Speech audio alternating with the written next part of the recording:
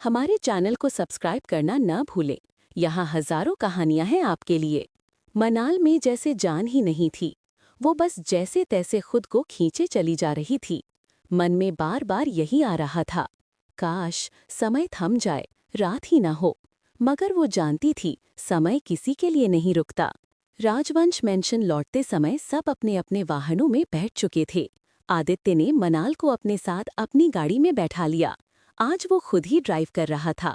बाकी family members दूसरी गाड़ियों में थे। गाड़ी चलते चलते उसने अचानक मनाल का हाथ थाम लिया और धीरे धीरे उसे अपनी सीने से लगा लिया। मनाल ने हाथ छुड़ाने की कोशिश की तो वो हंसकर बोला, अभी तो हक है मेरा, ऐसे कैसे हाथ छुड़ा लोगी? सही कहा ना मैंने। वैसे भी मैं गलत बात नहीं करता। फिर उसने मनाल का हाथ अपने होठों से छू लिया। मनाल अंदर तक सुलग गई। उसका चेहरा तमतमा उठा। आदित्य उसकी हालत देखकर खिलखिलाया, अरे अभी तो सिर्फ हाथ पकड़ा है, सोचो आज रात क्या होगा बीवी। उसकी आंखों में एक अजीब सी शौखी थी। डोरे लाल थे, मानो रात का नशा आंखों से छलक रहा हो। मनाल ने मुंह फेर लिया। मुंह फेरने से क्या होगा बीवी, सच्चाई तो बदल नहीं जाएगी। वो फिर हंसा और बोला, देखो मैं हर वादा निभा रहा हूँ, अब तुम भी अपने वादे से मुकरना मत। वो गाड़ी चलाते हुए एक पल के लिए आंखें घुमाकर उसकी ओर देखने लगा। मनाल ने अपनी निगाही झुका ली। सच ही तो कह रहा है, मनाल ने मन में सोचा।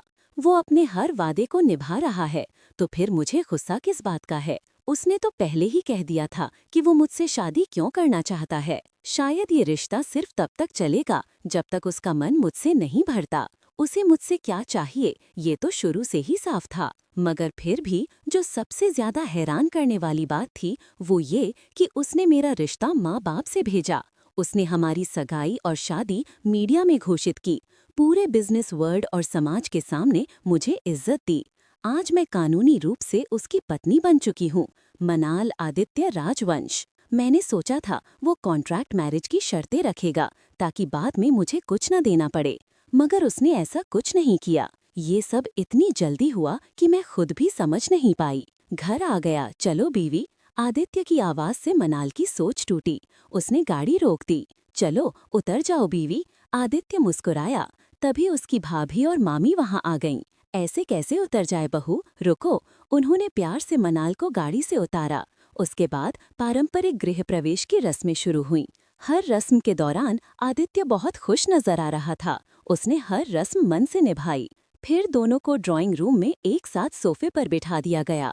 आदित्य उसके पास बैठा बार बार उसकी ओर देख रहा था। उसकी नजरें शरारत से भरी थीं। मनाल उसे नजरअंदाज कर रही थी। तभी आदित्य के फोन पर उसकी छोटी बहन निशा का वीडियो कॉल आ गया। भाई भाभी को दिखाओ जरा, वो चहकते हुए बोली। जैसे ही निशा ने मनाल को देखा वो कहने लगी, भाभी तो आपसे भी ज्यादा खूबसूरत हैं। अब समझ आया कि आप इतनी जल्दी शादी क्यों करना चाहते थे। सोचा था आपकी शादी में नाचूंगी, डांस करूंगी, नेक लूंगी, मगर आप तो हफ्ते भर में ही शादी कर बैठे। आदित्य हंसते हुए बोला, कोई बात नहीं, इंडिया आ जाओ, जो चाहोगी मिल जाएगा। तभी पीछे से उसकी भाभी नैना आ गईं।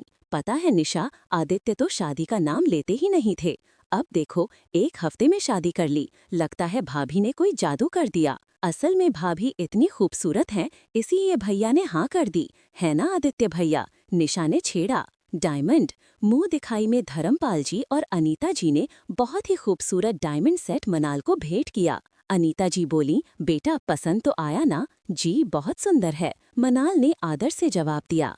अनीता जी मुस्कुराकर बोली, सुंदर तो है मगर तुमसे ज्यादा नहीं। इसके बाद अधिराज और नैना ने भी महंगी ज्वेलरी गिफ्ट की। नैना ने मजाक में कहा, आदि भैया मेरी जेठानी को मुंह दिखाई में क्या गिफ्ट दे रहे हो? आदित्य ने झट से कहा, मुझसे बड़ा कोई गिफ्ट हो ही नहीं सकता।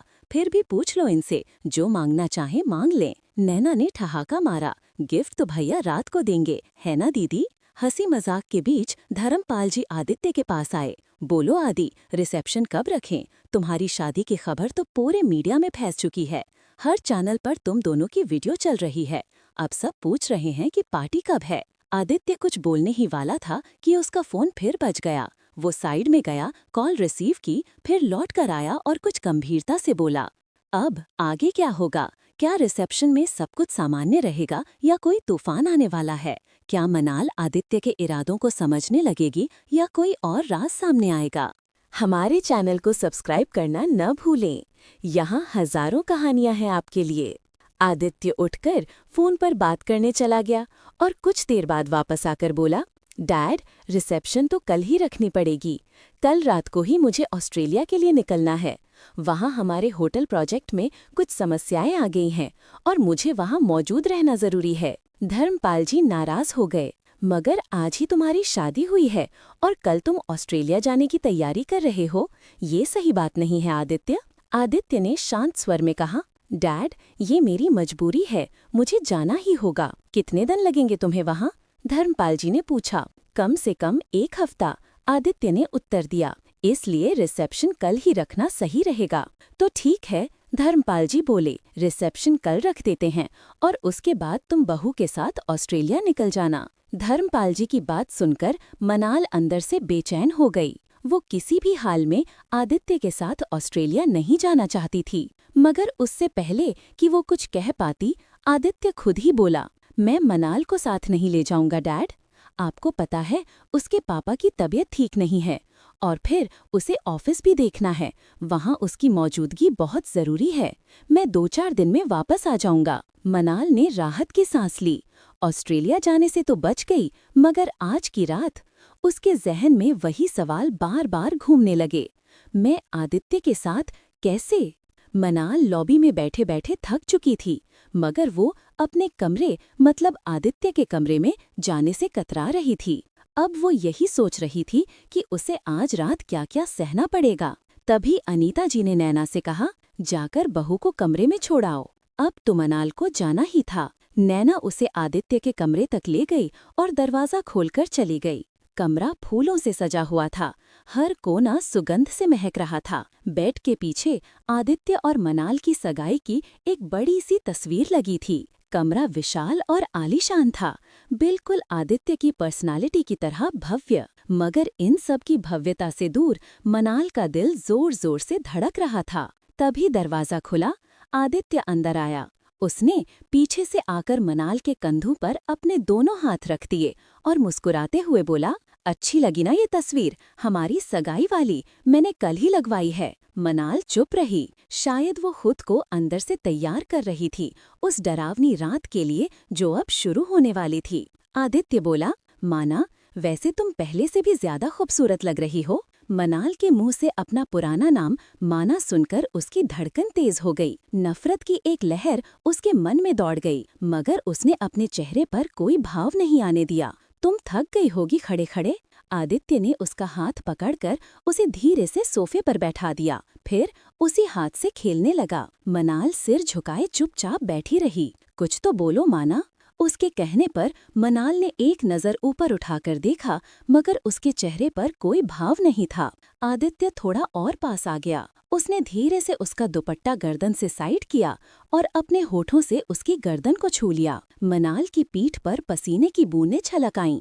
आदित्य हंसते हुए बोला, कहो तो एसी तेज कर दूं, लगता है तुम्हें गर्मी लग रही है। और हाँ, अपने कपड़े भी बदल लो, तुम्हारा लहंगा बहुत भारी लग रहा है, कुछ हल्का पहन लो। उसने उसका दुपट्टा हटाने की कोशिश की। मनाल तुरंत खड़ी हो गई। नहीं, मैं बाद में बदल लूंगी, उसने धीरे से कहा।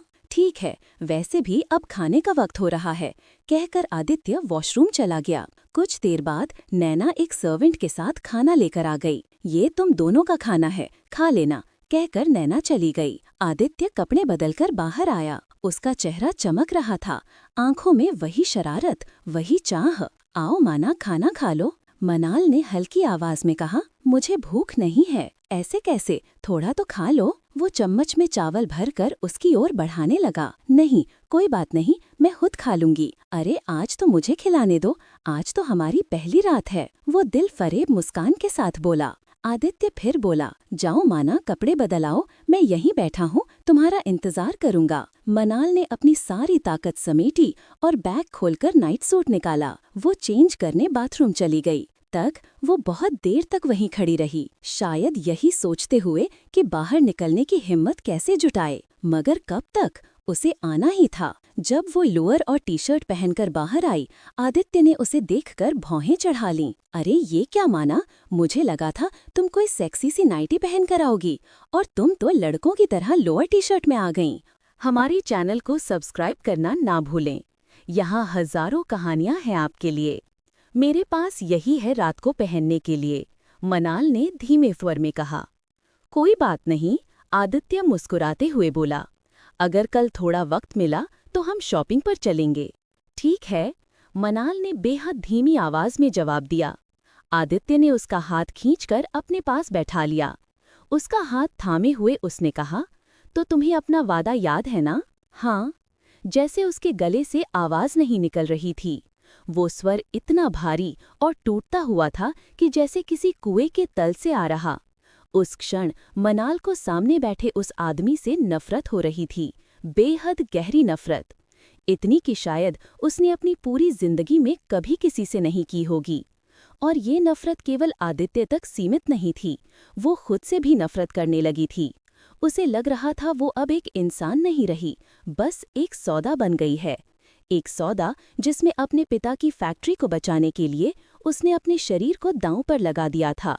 शब्दों में वो आदित्य की पत्नी थी, मगर मन के किसी कोने में वो खुद जानती थी, ये शादी एक सच्चा रिश्ता नहीं, बस एक डील है। तभी किसी ने दरवाज़ा खटखटाया। मनाल को जैसे राहत मिल गई। वो फौरन उठी और दरवाज़ा खोल दिया। मेड दूध की ट्रे लेकर खड़ी थी। मनाल ने ट्रे पकड़ी और उसे टेबल पर रख दिया।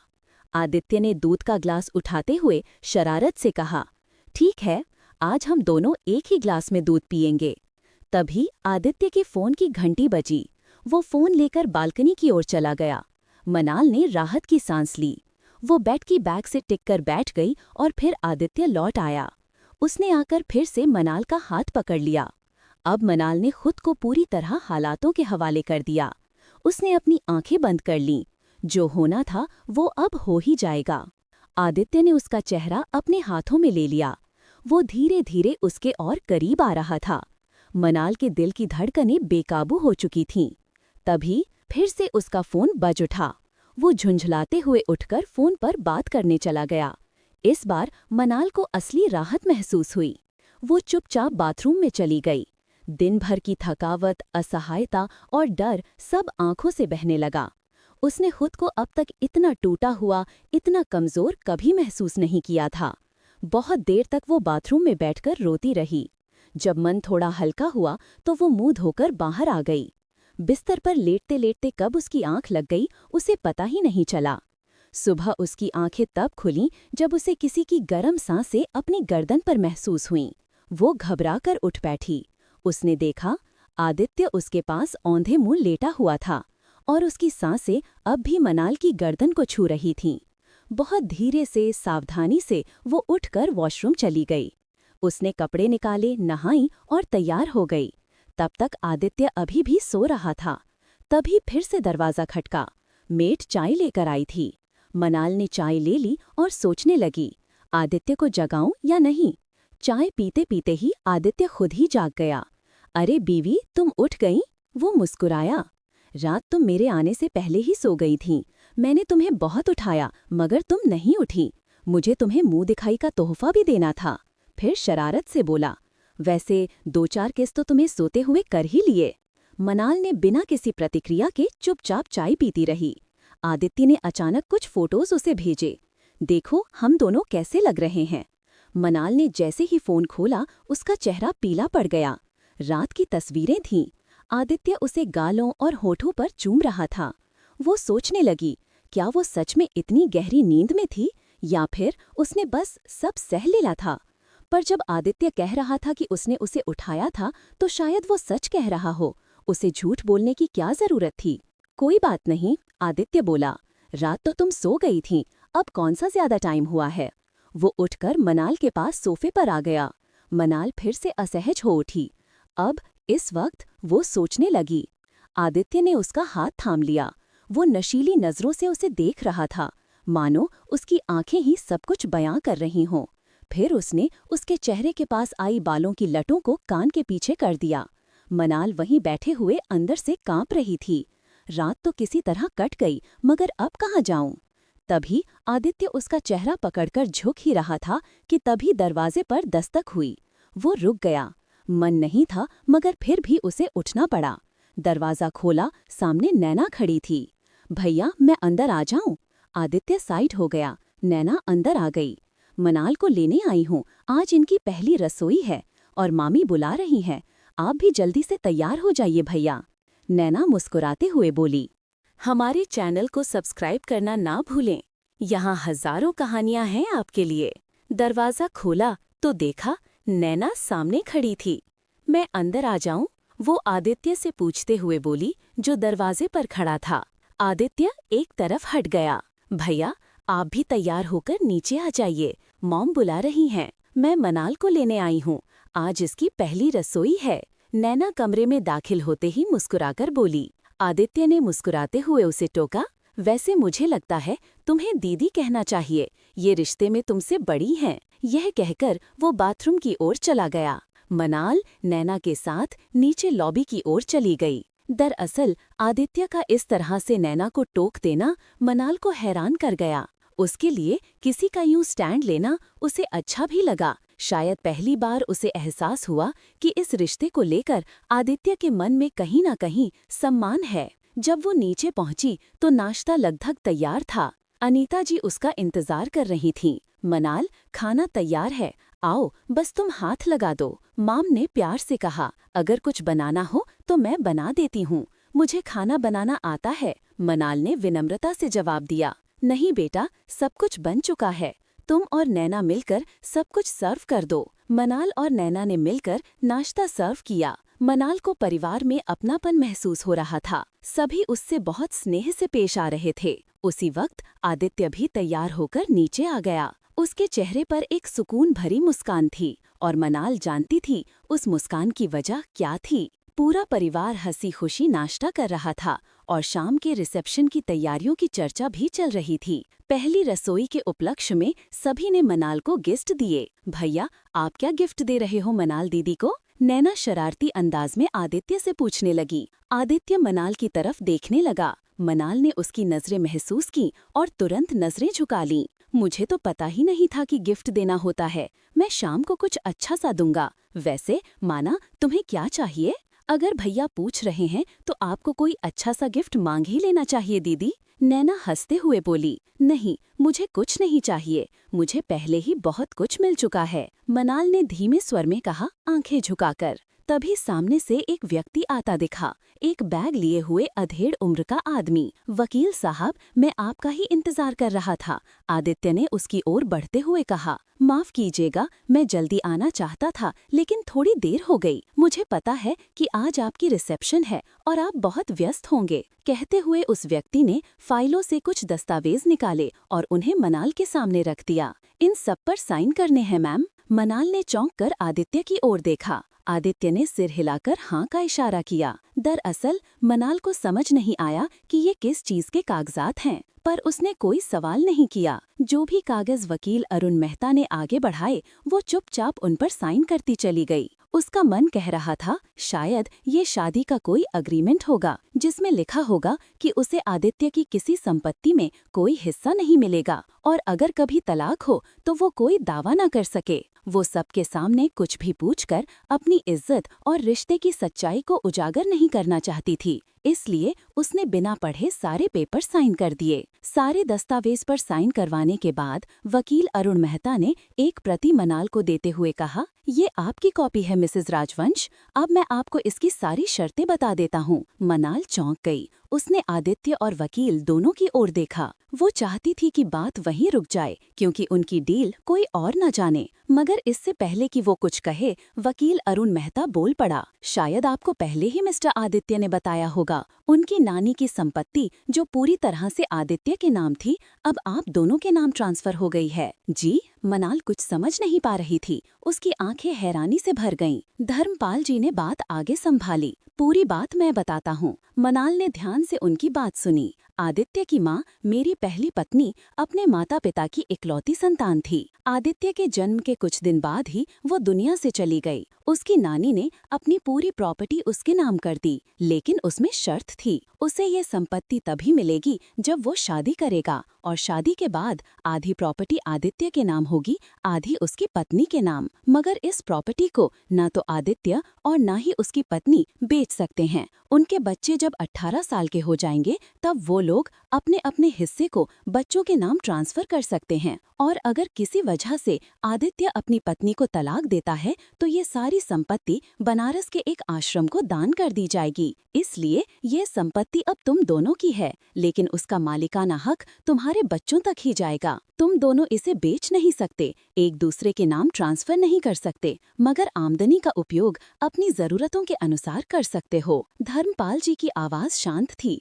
मगर उनके शब्द मनाल के कानों में घंटियों की तरह गूंजते रहे। तरफ न तरफ मनाल हैरान थी, स्तब्ध थी। उसने तो सोचा था वो एक सौदे की दुल्हन बनी है, लेकिन यहाँ तो उसके नाम पर संपत्ति ट्रांसफर हो रही थी। उसने ये कल्पना भी नहीं की थी कि इस रिश्ते के पीछे कुछ और भी था। एक पुरानी वसीयत, एक नानी का आशीर्वाद और एक अटूट बंधन।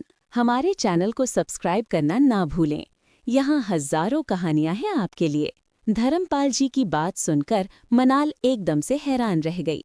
उसे ये बिल्कुल अंदाजा नहीं था कि जिन दस्तावेजों को वो कॉन्ट्रैक्ट मैरिज का हिस्सा समझ रही थी, वो असल में संपत्ति के ट्रांसफर से जुड़े थे। उसका दिमाग एक पल के लिए ब्लैंक हो गया। धीरे से नजर उठाकर उसने आदित्य की तरफ देखा। उसे उम्मीद थी कि शायद अब वो कुछ कहेगा, कुछ समझाएगा। तभी वकील अरुण मेहता बोले, मिसेस राजवंश, ये डॉक्यूमेंट्स आपकी कॉपी हैं। आप इन्हें अच्छे से संभाल लीजिए। जरूरत हो तो पढ़ सकती हैं, और अगर कुछ पूछना हो तो आप मुझे कॉल कर सकती हैं। आपके अकाउंट की सारी डिटेल्स भी इन्हीं में हैं। ये कहकर वो विदा हो गया। वकील भले चला गया हो, लेकिन मनाल का मन अब और भी उलझ गया था। कौन से अकाउंट, कौन सी प्रॉपर्टी, और वो कब से उन चीजों की मालिक बन गई? वो तो समझ रही थी कि ये एक सौदा है, एक डील, जहां बदले में उसे अपना सब कुछ देना है, इज्जत भी और भावनाएं भी। अब ये अचानक से प्रॉपर्टी ट्रांसफर और ऐसी शर्तें, उसे आदित्य पर शक होने लगा। आखिर ये सब हो क्या रहा है? आदित्य उससे स्थायी रिश्ता चाहता है या कुछ और खेल चल रहा है? मुझे रात को ऑस्ट्रेलिया जाना है, कुछ तैयारी करनी है, ऑफिस में थोड़ा पेपर वर्क भी बाकी है, मैं वहीं जाकर पूरा कर लूंगा। आदित्य जाते जाते बोला, और हाँ माना, तुम्हें भी ऑफिस जाना है तो अधिराज के साथ चली जाना, मैंने उससे कह दिया है। काम खत्म करके उसके साथ वापस आ जाना। मनाल उससे बात करना चाहती थी, पर आदित्य जल्दी में था, इसलिए बात हो ही नहीं सकी। रात को रिसेप्शन था, घर में सभी तैयार हो रहे थे। मेकअप आर्टिस्ट मनाल को तैयार करके जा चुकी थी। आईने के सामने खड़ी खुद को निहार रही थी। पिंक कलर का लहंगा, डायमंड ज्वेलरी, खुले लंबे बाल, वो किसी परी जैसी लग रही थी। तभी दरवाजा खुला, आदित्य कमरे में दाखिल हुआ। ब्लैक सूट में आदित्य बेहद आकर्षक लग रहा था। मनाल को लगा शायद अब बात करने का मौका मिलेगा। आदित्य धीरे से उसके पीछे आकर खड़ा हो गया। उसकी गर्म सांसें मनाल की गर्दन से टकरा रही थीं। कानों के पास वो फुसफुसाया। मनाल के मन में गुस्सा उमड़ने लगा। आईने में खुद को देखकर आदित्य ने कहा, बीवी, तुम गुस्सा कर रही हो, अब इतना प्यार तो जता ही सकता हूँ। चेहरे पर नहीं कर रहा, वरना तुम्हारा मेकअप खराब हो जाता। रात ऑस्ट्रेलिया जाने से पहले देखते हैं अगर कुछ वक्त एक साथ बिता सकें। मनाल चुप रही, कोई जवाब नहीं दिया। आदित्य ने पीछे से उसकी कमर में बाहें डालीं और उसका सिर अपने कंधे पर टिकाते हुए कहा, बोलो ना बीवी, मैं तुमसे कुछ पूछ रहा हूँ। मनाल कुछ देर तक चुप रही, फिर धीमे से बोली, ठीक है। अरे ये क्या, इतना रूखा जवाब? तुम्हें तो खुशी से हाँ कहना चाहिए था। आदित्य की नज़र उसके चेहरे से हट ही नहीं रही थी। चलो अब निकलते हैं, मॉम का 2 बार फोन आ चुका है, वो बोला। पूरा परिवार रिसेप्शन स्थल पर पहुंच चुका था, सिर्फ आदित्य और मनाल रह गए थी। दोनों साथ निकल पड़े। रास्ते भर आदित्य ने उसका हाथ थामे रखा था। मनाल उससे नानी की संपत्ति के बारे में बात करना चाहती थी, पर आदित्य मस्ती के मूड में था, वो हर बात को हल्के में ले रहा था। मनाल चुपचाप बैठी रही, सिर झुकाए, खिड़की से बाहर देखते हुए। क्या हुआ माना, किस सोच में हो? कुछ नहीं, अब किसी चीज की चिंता मत करो। तुम्हारी फैक्ट्री को लेकर जो खतरा था वो अब खत्म हो गया है। रीता, प्रेरा और रतन कुमार तुम्हारे ऑफिस और फैक्ट्री को अच्छे से संभाल रहे हैं। रीता ऑफिस में परफेक्ट है, रतन फैक्ट्री की हर प्रॉब्लम को संभाल लेगा। तुम्हारे पापा भी जल्द ठीक हो जाएंगे, डॉक्टर से मेरी बात हो चुकी है। और तुम्हारे भाई की पढ़ाई भी अब पूरी होने को है। वो जब लौटेगा फैक्ट्री संभाल लेगा, तो अब तुम्हें किसी चीज की फिक्र करने की जरूरत नहीं है। मैं आपसे एक बात पूछूं? हाँ कहो बीवी, ये भी कोई पूछने की बात है? मैं पूरा तुम्हारा हूँ, मुझसे जो चाहे पूछ सकती हो। आपने कहा था कि मेरे पापा का एक्सीडेंट हुआ नहीं, करवाया गया है। क्या आप मुझे इसके बारे में कुछ बताएंगे? आदित्य थोड़ा गंभीर हुआ। देखो, मुझे सिर्फ शक है, बहुत जल्द सब कुछ पता चल जाएगा, तुम टेंशन मत लो। वैसे भी मैं हूँ तुम्हारे साथ, जब तक मैं हूँ तुम्हें किसी बात की चिंता करने की जरूरत नहीं। उसके शब्दों में आत्मविश्वास था। मनाल का मन थोड़ा हल्का हो गया, एक राहत सी महसूस हुई। अभी वो उस भरोसे में डूबी ही थी कि आदित्य ने एक हल्के अंदाज में कहा, बस तुम मुझे खुश रखो। और साथ ही उसने एक आई ब्लिंक कर दी। इस एक लाइन ने मनाल के भीतर आग लगा दी। उसने झटके से अपना हाथ आदित्य के हाथ से छुड़ाया और खिड़की की ओर देखने लगी। आदित्य ने शरारत से मुस्कुराते हुए झुककर उसके गाल पर एक किस कर लिया।